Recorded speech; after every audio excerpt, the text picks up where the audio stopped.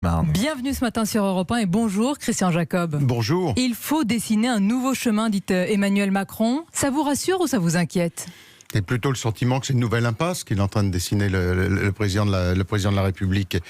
Moi, honnêtement, sur cette interview, difficile de s'y retrouver.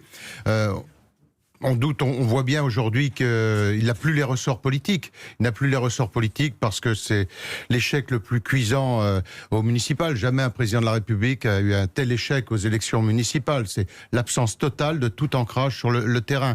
C'est une majorité parlementaire qui a explosé. Il y a maintenant 4 voire 5 groupes pour arriver à composer la majorité.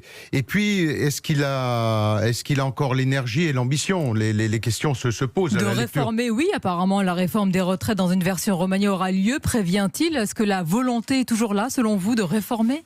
Écoutez, sur les retraites, ça a été 3 ans d'échec. 3 ans d'échec. Alors, il nous dit aujourd'hui qu'il va reprendre les concertations là où il a échoué pendant 3 ans avant la crise. Et donc, après la crise, il sera en situation de le faire.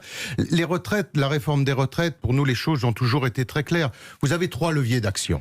Soit vous baissez les pensions des retraités. Nous y sommes totalement opposés parce que quand on a cotisé 40 ans, on a les légitimités pour pouvoir bénéficier de sa retraite. Donc nous sommes opposés à baisser les pensions. Emmanuel Macron dit qu'il va falloir travailler plus longtemps. Là, c'est clair. Soit on augmente les cotisations et donc à ce moment-là, vous plombez le pouvoir d'achat de ceux qui travaillent et la compétitivité des entreprises. Donc le seul moyen de le faire, c'est effectivement d'allonger la durée de cotisation. C'est ce que nous avons toujours dit clairement depuis le début et nous sommes sur cette ligne-là. Maintenant, est-ce que le président de la République a la capacité politique de mener cette réforme ? Vous êtes en train de nous dire ce